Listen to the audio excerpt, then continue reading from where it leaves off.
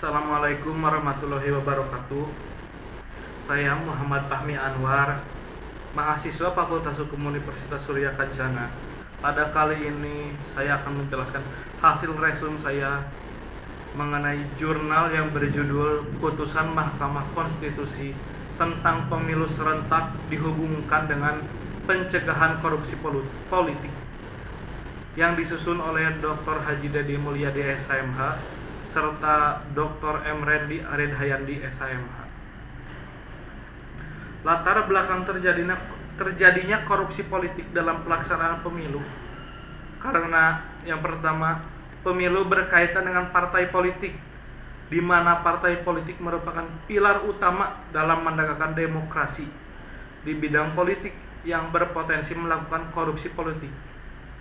Yang kedua, dengan dasar hukum undang-undang pemilu di Indonesia selalu lahir sebagai proses instrumental atau percobaan yang tidak selesai-selesai, sehingga celah tersebut dimanfaatkan untuk bagaimana mendapatkan kekuasaan. Yang ketiga, karena hukuman yang dijatuhkan hakim terlalu ringan, sehingga tidak menimbulkan efek jerak bagi calon koruptor. Hampir semua kasus korupsi terkait dengan kepentingan politik, lantaran para pelakunya lebih banyak dari kalangan politik dan kekuasaan.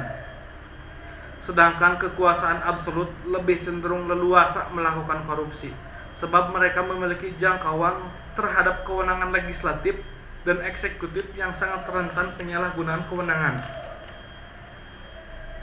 Potensi permasalahan dalam implementasi pemilu serentak tahun 2019 yang dapat menghambat penghematan serta pencegahan tindak pidana korupsi politik adalah penyalahgunaan biaya penyelenggara pemilu yang berasal dari APBN dan APBD. Upaya yang ditawarkan dalam mengatasi permasalahan korupsi politik diantaranya: ketentuan yang pertama, ketentuannya parliamentary threshold atau disingkat PT harus dinaikkan menjadi antar 7% sampai 10%, sehingga partai politik yang tidak mencapai PT selain tidak berhak mempunyai wakil di DPR dan di DPRD, juga eksistensi partai politik tersebut dengan undang-undang dinyatakan bubar demi hukum.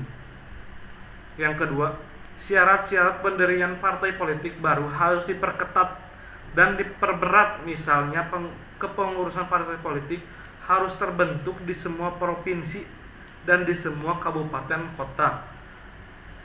Terbentuk 75% di tingkat kecamatan dan ketentuan lain yang diperlukan. Yang ketiga, tidak boleh ada kompromi dan toleransi, karena begitu suatu kecurangan dibiarkan terjadi, maka hal itu akan menjadi pintu masuk bagi mengalirnya kecurangan-kecurangan yang lain. Sekian dari saya. Wassalamualaikum warahmatullahi wabarakatuh.